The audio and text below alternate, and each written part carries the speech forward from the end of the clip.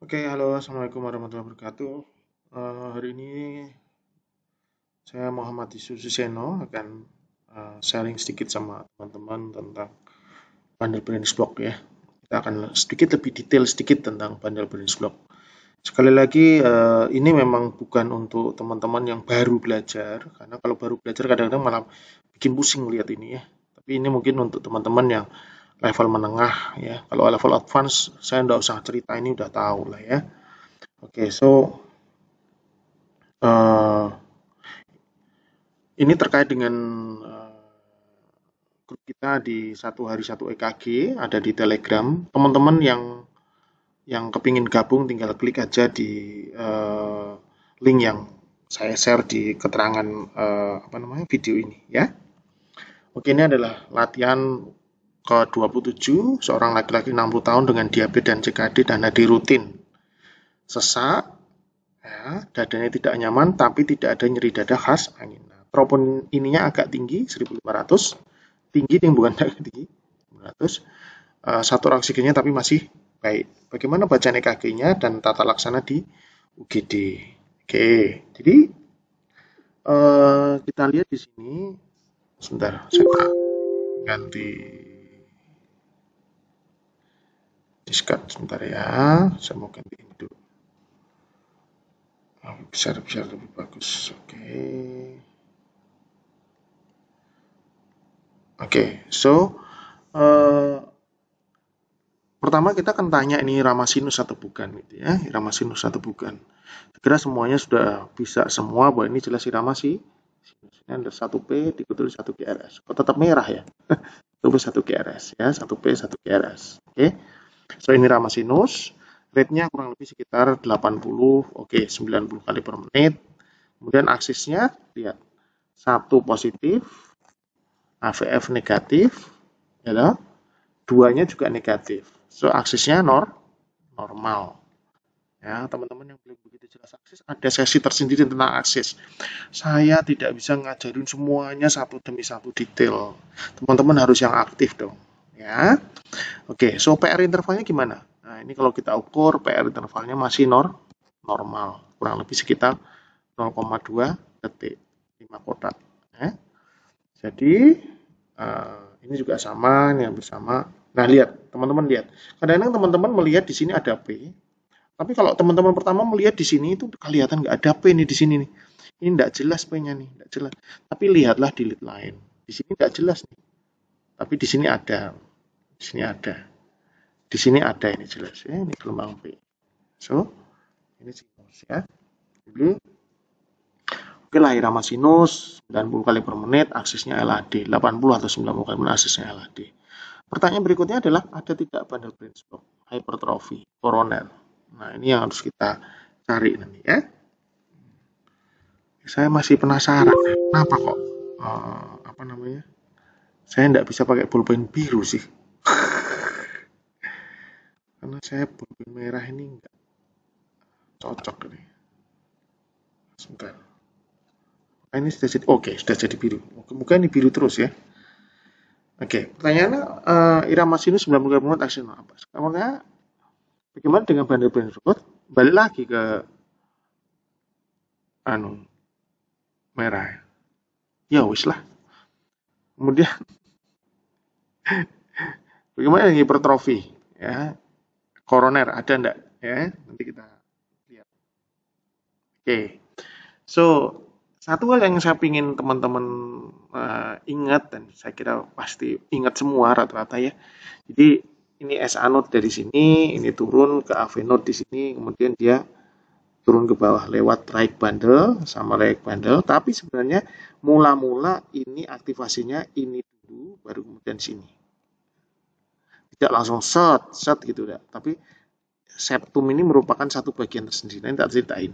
Turun ke bawah, sini. Nah, ini adalah gelombang P dari sinus. PR interval di sini adalah kerjanya AV node di sini. GRS ini adalah kerjanya ventricle. Ya. Ingetin aja. Oke, jadi karena tadi yang kita mau ngomong tentang bundle branch block ya. Jadi saya mau cerita sedikit tentang yang normal itu kayak apa. Jadi listrik ketika dari AV node turun ke bawah itu Jadi, sorry, aku lupa. Jantung itu ibaratnya dibagi menjadi tiga bagian. Yang ventricle, ya, yaitu dinding ventricle kanan, ini dinding ventricle kanan, RV, kemudian septum, dan left ventricle. Ini tiga bagian ini. Ingat ya, jadi ventricle kanan dan kiri ini dibagi menjadi tiga bagian. Karena jelas ini bagian yang tebal.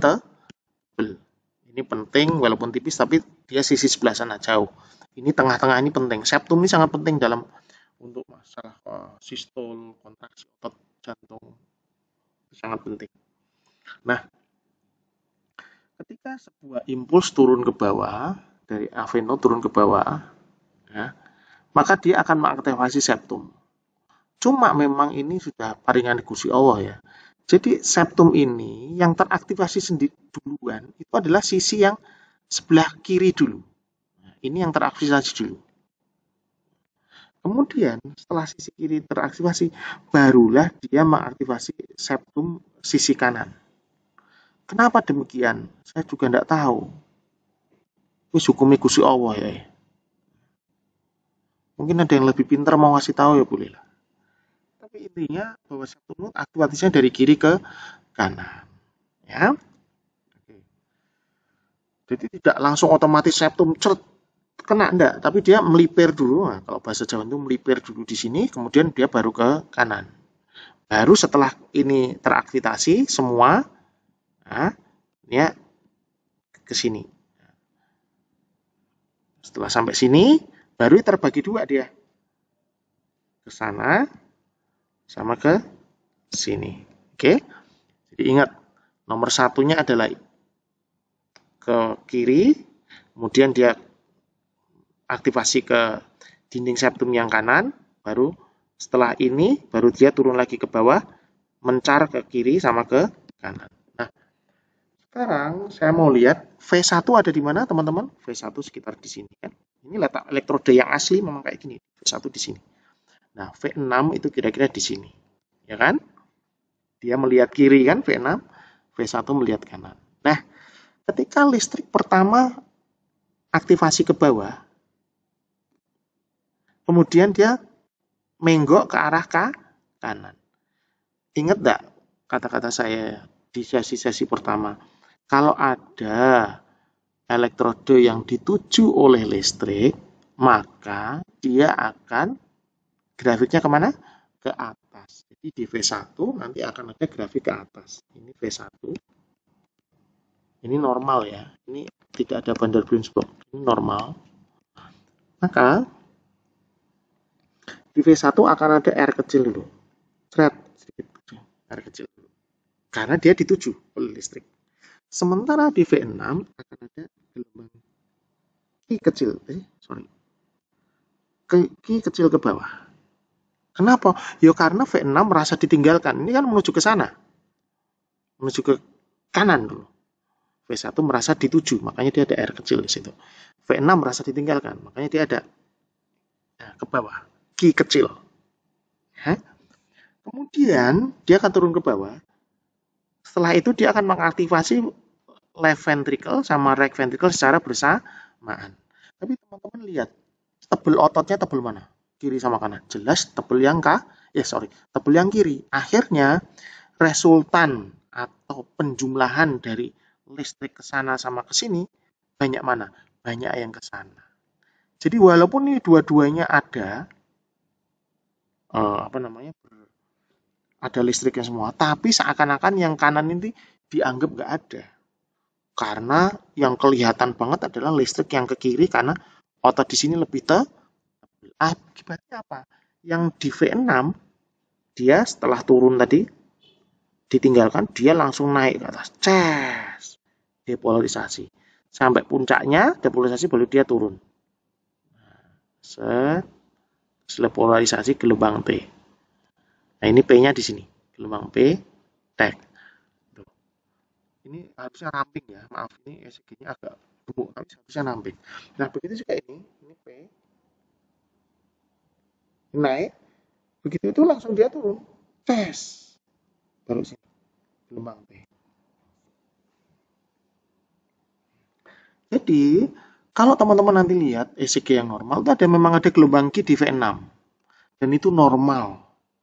Ini itu iki. Nah, ingat V6 sama V1 itu sifatnya berkebalikan. Jadi ketika V6 ini gelombang Q kecil, maka di V1 ada R kecil. Ya ini karena ini tadi. Sementara ini ke kiri gede, karena listriknya gede, akhirnya ini dia akhirnya merasa ditinggalkan. Secara umum karena walaupun sebenarnya ada arus listrik ke sana, ada arus listrik ke sana, tapi secara umum akhirnya resultanya ke arah sana. V1 merasa ditinggalkan toh, terbentuk gelombang S. Ini gelombang R. Oke, ini yang normal. Oke. Sekarang apa yang terjadi kalau ada namanya uh, R, B, B, B. Nah, pada RBBB ini ingat bloknya berarti ada di mana? Di sini. Bloknya di sini. Nah, bloknya ada di sini. Ya. Listrik dari sini dia tetap ke sini dulu. Ya kan? Aktivasi di sini, terus dia ke sana. Tetap ini tetap terjadi nih. Sepel aktivasi yang normal itu tetap terjadi. Makanya pada RBBB itu tetap ada R kecil ke atas. Tes. Ya. Pada ini V1. Ini V1, ini V6 di sini, ini V6. Pada LFBBB di V6 ya, juga tetap ada Q ke bawah. Sorry. Tetap ada Q ke bawah. Nah, pada V6. Karena dia listriknya akan menuju ke kanan. Tapi kemudian dia mau ke bawah sini, mau menuju ke kanan, dia keblok di sini. Ya kan? Apa akibatnya? Akhirnya listrik akan ke aktivasi ke kiri dulu, left ventricle dulu. Set. Begitu sini sudah selesai semua, baru dia akhirnya turun lagi ke sana. Cek. Nah, apa akibatnya? Ini yang pertama tadi, tetap ini. Ya. Kemudian ke kiri. Ke kiri. Apa akibatnya ke kiri? Ini. Ini akhirnya R, S. Turun. Ya. S kenapa? Karena dia kan ke sana dulu nih. S. V1 merasa ditinggalkan. Makanya S dulu. Ya. Kemudian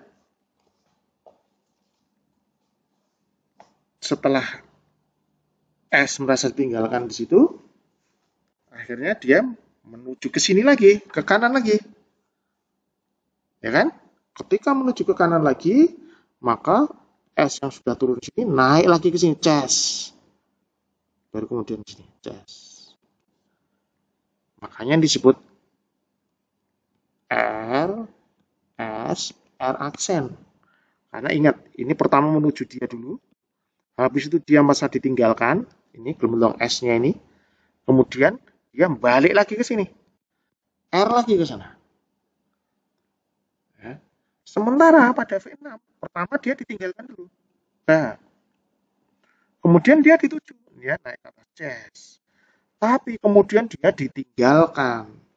Ya. Jadilah kemudian dia turun tes banyak. Ada white S namanya. Ini septum, ini septum. Habis itu ke kiri dia naik ke sini.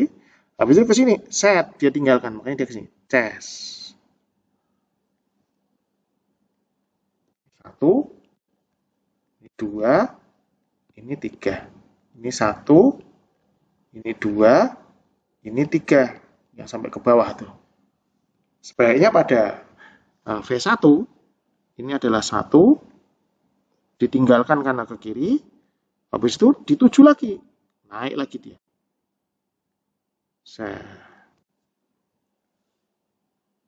Oke, ini pada RBBB. Kemudian sekarang kita mau ngomong tentang LBBB ya. LBBB. Ini V1 di sini, ini V6 di sini. Ya. Pada LBBB itu bloknya ada di sini.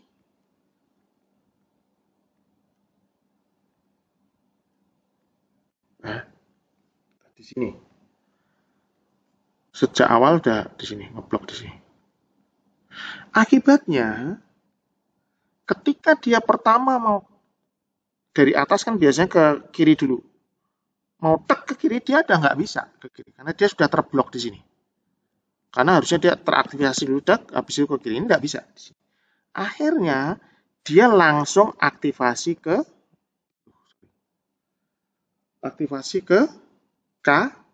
kanan.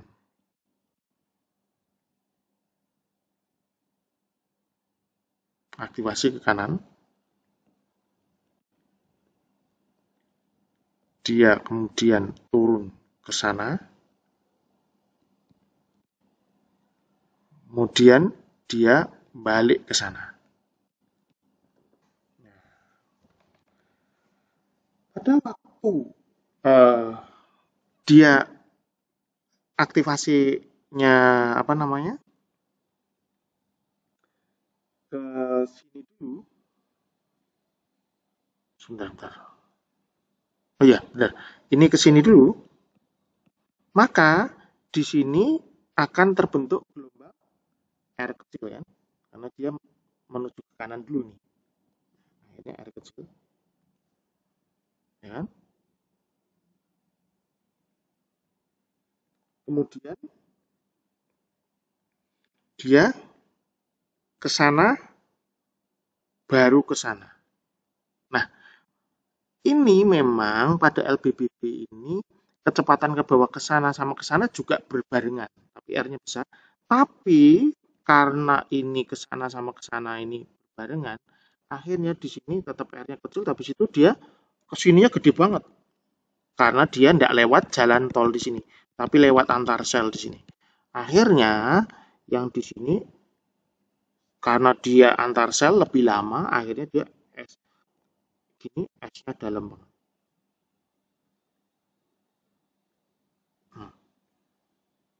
Karena di sini antar sel lama. Sementara pada di ventricle kiri V6 maka tidak ada gelombang Q. Jadi makanya ciri khas dari anu adalah tidak ada gelombang juga. Dia, nah pada waktu diaktifasi septum itu nggak terdetek sama V6 tuh, ya, nggak terdetek oleh V6, tidak tergambarkan. Dia langsung resultan dari kanan sama kiri barengan, ya, resultan dari kanan kiri barengan, kemudian karena di sini tuh antar selnya lama, tidak lewat bundle branch, waktu turun ke sini ke sana ke sini, itu akhirnya terbentuk gelombang Anytech. Nah, bentuknya gini. Sorry, bisa gini. Nah, gini.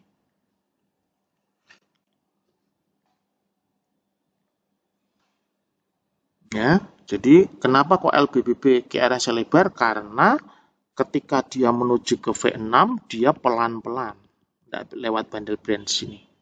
Sementara yang di V1 juga gede banget ini, karena dia pelan-pelan ditinggalkan juga. Sementara yang septum ini kadang-kadang terdeteksi, kadang enggak. Jadi kadang-kadang pada LBBB bisa bentuknya seperti ini. Yes. Tapi bisa juga kadang-kadang bentuknya gini. RS. Nah, jadi gitu. Nah, ini pada LBBB. Ya, saya berusaha menjelaskan dengan bahasa yang gampang ya, supaya teman-teman yang baru belajar ngerti kenapa ada LBBB sama RBBB. Nah, inilah bentukan yang normal tadi saya bilang, di V1 ada R kecil, tek, tek, tek, ada gelombang Q-nya ini. Karena septum, aktivasi septum. Pada RBBB, RS, R aksen. Ini di sini gambarnya masih ada. Oke. Jadi pada V1 harusnya sini tak kasih yang normal ya, yang bukan gambar saya ya. Maaf ya. Jadi oke, jadi ini RS ini yang normal itu karena septum terus dia kanan sama kiri resultannya ke kiri. Septum resultannya ke kiri. Akhirnya ini negatif, ini positif, ini negatif. Ya kan?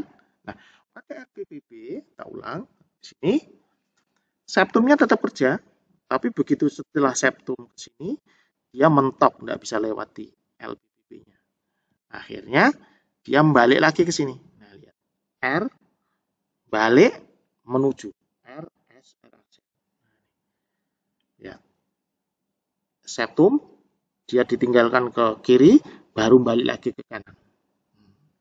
Ya. Nah, pada LBBB ini memang LBBB ini penjelasannya rada angel sedikit. Tapi sebenarnya ya prinsipnya hampir sama, bahwa intinya listriknya nggak ada septumnya nggak dari kiri ke kanan, nggak kayak biasanya. Septumnya langsung kanan aja karena kirinya jelas keblok.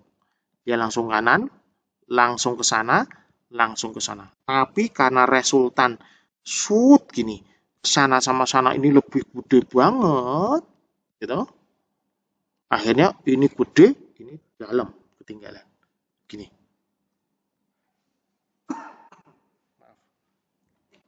Ini gede banget ke bawah, ini gede banget ke atas. Karena tadi septumnya seakan-akan nggak terlewati aja. Set ke sini, bawah, langsung bareng ke sana, sama ke sana. Tapi ini, sorry kok bareng. Ini dulu, baru ini. Tapi karena ini itu saking besarnya listrik, akhirnya yang ke sini tetap tidak terdetek. Akhirnya terbentuklah seperti ini. Kadang-kadang bisa ada gelombang air kecil di sini. Nah, ini adalah aktivasi dari septum. Kadang-kadang kelihatan, tapi kadang-kadang tidak kelihatan. Jadi itulah jalan ceritanya kenapa kok ada bentukan listrik seperti ini pada RBBB sama LBBB. Nah, kembali ke soal. Sebelum kembali soal, saya mau bilang bahwa V6 itu temannya adalah 1 dan AVL. Ingat ya? V6 temannya 1 dan AVL. Jadi ketika ada V6 ada bentukan seperti ini, maka 1 AVL juga kalau pada LBB juga akan ada bentukan seperti ini. Nah, sekarang kita lihat nih. ECG pasien ini memang agak aneh dibandingkan biasanya. Karena kalau teman-teman lihat, di sini QRS-nya lebar enggak? Oh iya, jelas lebar. Jelas 3 kotak lebih kok. Ini coba lihat di 3. 1, 2, 3. 3 lebih sedikit. Mungkin 140 milisecond. Ya kan? Oke. 3,5 kotak. Jadi ini betul-betul lebar nih. Ketika lebar, QRS-nya lebar. Tapi kan teman-teman nyari ini bentukan RBBB atau LBBB. Teman-teman lihat di V1. Loh, V1 nggak ada RSR aksen nih, bukan RBBB. Sekarang saya mau lihat di V6. Loh, V6 juga nggak ada tuh. Tapi kalau teman-teman lihat di 1, ini ada bentukan kayak LBBB. Lihat ini. AVL juga bentukan kayak LBBB. Dengan wet. Teman-teman, sorry ya, ininya setengah, bro. Artinya, kalau dia direkam sesungguhnya, dia akan gede banget. Oke, jadi di 1 dan AVL ada bentukan LBBB. Loh dok, tapi kan LBBB tadi bilang kalau pada LBBB tidak ada gelombang Q di 1 sama AVL. Betul. Tapi teman-teman lihat, ada yang aneh di lead precordial. Yaitu apa? Ada poor air wave progression. Dari V1 R-nya ya kecil, V2 R-nya kecil, V3 R-nya kecil, V4 R-nya kecil, V5 kecil tambah kecil, V6 tambah kecil juga. Apa sih ini? Kok bisa air wave progression? Nah, kalau teman-teman baca, ini memang teori baru buat yang baru. Kalau yang lama ya pasti sudah tahu lah ya. Jadi poor air wave progression salah satunya adalah ketika ada infak lama di anterior. Jadi dia teorinya adalah dulu gelombang Q ada nekrose, tetapi kemungkinan masih ada revaskularisasi sedikit gitu, sehingga terbentuk gelombang R kecil di V1 sampai V6. Dan ini cocok. Kenapa? Karena kemudian karena ada infak anterior, maka di sini adalah gelombang Q. Jadi ketika pada LBBB kok ada gelombang Q, berarti ada sesuatu LBB-nya. Gitu. Jadi saya curiga ini adalah poor air wave progression atau slow air wave progression sama aja. Kemudian ada infak anterior luas sini sampai 1 AVL. Makanya di 1 AVL masih ada gelombang Q. Ini dibuktikan beberapa penelitian. Ini adalah pasien yang bahkan dilakukan biopsi, otopsi. Pasien sudah diotopsi, salah satunya otopsi. Nah, ECG, MI pada LBBB nanti boleh dicari lah ya. Jadi ketika ini yang tidak ada bandar-bandar blok, ini A tidak ada bandar-bandar blok. Kalau infak anterior ya gimana? Ya kayak gini nih, ada gelombang Q kan. Satu AVL-nya ini. Kan? Gelombang Q. Bagaimana dengan kalau ada LBBB? Lihat. Yang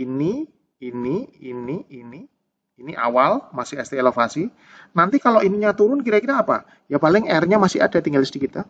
Dan lihat di 1 AVL ada gelombang kecil. Karena infak anteriornya. Tuh. Jadi normal pada LBBB tidak ada gelombang Q kecil di sini. Tapi karena ini ada infak, maka kemudian ada gelombang Q kecil di sini. Jadi balik lagi ke atas. Ini saya curiganya adalah suatu old myocard infak anterior karena ada poor air wave propagation dengan suatu LBBB. Ya. Terus kalian kan berpikir, oh ini ada koroner nih karena troponina naik. Nah, ini memang pasien dengan CKD kan? Jadi kardiak troponin pada CKD itu bisa aja naik pada pasien yang bahkan sebenarnya tidak ada suatu oklusi. Ya, nanti boleh teman-teman baca lagi di sini. Ya. Bagaimana dengan hipertrofi? Hipertrofi, oke, saya berkali-kali bilang, saya sudah tunjukkan seawal kalau teman-teman lihat di untuk pemula nggak usah ngomong masalah ventricle hypertrophy. Tapi kalau kalian udah advance, bolehlah ngomong ventricle hypertrophy. Ya, kriteria ventricle hypertrophy banyak. Tetapi untuk LBBB itu khususon. Kalian harus baca lagi. Ada linknya udah tak share di grup. Kalau mau baca silahkan baca. Dia ada di sini. Nah, ini adalah yang normal, yang tanpa LBBB. Misalnya pasien ini, sokolo lain jelas tidak bisa ya, karena V6 kan tidak R tinggi. Tapi kalau Cornell masuk enggak? Cornell masuk. Tapi Cornell pada ini enggak bisa dipakai. Jadi, kalau toh mau kombinasi, kalian boleh baca di sini. Di sini salah satunya adalah kalau ada left atrial abnormality. Memang pada pasien ini, saya curiga ada left atrial abnormality. Nah, dan di V1. Tapi memang belum begitu jelas. Jadi pada pasien ini kesimpulan saya sinus 90 kali per menit, LAD, LBBB dengan suspek LVH ya, karena ada left atrial abnormality, QRS-nya juga lebar hampir 140 milisecond ya. Di jurnal itu ada, kemudian ada suspek OMI anterior luas. Kemudian balik ke soalnya. Teman-teman di sini maaf sangat fokus pada hasil troponin, sangat fokus pada ECG. STT changes, oh sorry saya belum lupa. Bagaimana dengan STT changes pada pasien ini? Ya gini ya, ketika ada slightly ST elevation di dua, ada sedikit tadi ada yang bilang ini ya karena di sini ST depresi. Ini, jadi dia resiprokal ke 2,3 AVF. Kalau ini semua ya ini karena bekas dari infak. Kadang-kadang masih ada slightly ST elevation sedikit gitu. Yang belum tentu aneurism. Belum tentu aneurism. Oke, jadi ini cuma old myocardial infarct anterior aja, bukan suatu akut myocardial infarct. Ini sudah saya duga dari awal. Lihat ceritanya, laki-laki 60 tahun, diabetes CKD, sudah HD rutin. Beberapa teman bilang kasih furosemid, kasih furosemid, kasih furosemid. Lah wong wis HD rutin, apa gunanya dikasih furosemid? Kan? Udah rutin minum obat diabetes, hipertensi, dan aspirin. Sesak saat aktivitas, ini kan khas untuk heart failure. 2 hari ini makin sesak saat istirahat. Dia heart failure-nya makin memburu. Kalau orang heart failure mulai ada cairan di paru-paru, ada early udem paru, kira-kira dadanya nyaman enggak? Pasti enggak nyaman. Dan saya sudah tulis tidak ada nyeri dada khas angina. Oke lah, mungkin ini diabetes, sehingga tidak ada nyeri dada khas angina. Tapi yang jelas saya tulis juga edema tungkai. Trop I-nya tinggi, tadi bisa dibaca di yang tadi itu apa namanya? Ini. Ya. Tapi mungkin enggak ini suatu akut coronary syndrome? Tetap mungkin. Ketika pertama kita lihat troponnya tinggi, kita harus pikirkan ini suatu akut coronary syndrome. Jadi di UGD kita beri nitrat IV, kita loading antiplatelet, aspirin, clopidogrel, kita kasih ARB, beta blocker, timazidine. Saya usulkan untuk adesito, statin aedes. Heparin, ya, tapi saya tidak tergesa-gesa ngasih karena saya masih evaluasi KU pasien. Begitu pasien ini di HD, situ, sesuknya berkurang, dadanya nyaman banget. Udah kayak orang sehat ya. Saya eko, maaf saya nggak bisa nampilin ekonya di sini, nggak terekam saya. Intinya ada LVH, LV-nya memang dilatasi, ada hipokinetik di anterior, dan ejection fraction atau pompa jantungnya turun. Kemudian kita memastikan angiografi. Even sebenarnya saya sejak awal berpikir it looks ini bukan koroner nih, tapi keluarganya sangat insist bahwa kita mau yang terbaik. Ya, akhirnya kita lakukan angiografi. Ini LAD, teman-teman lihat, oke lah ada lesi di sini ada lesi, tapi kurang lebih sekitar 60%. Should we do something? No. Should we do something? No. Jelas tidak ada trombus. Tidak ada trombus. Kemudian ini yang kanan, tadi mungkin ada yang jawab ini infarct inferior, curiga posterior, dan lain-lain. Yang kanan overeating is okay. Jadi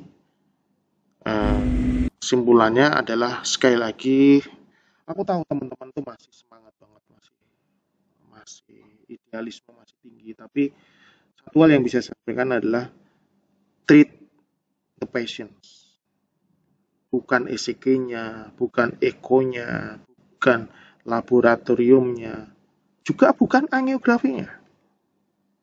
Pasien itu manusia dengan segala masalahnya. Jadi kalian harus tahu betul pasiennya bagaimana, kira-kira arahnya kemana, gitu ya.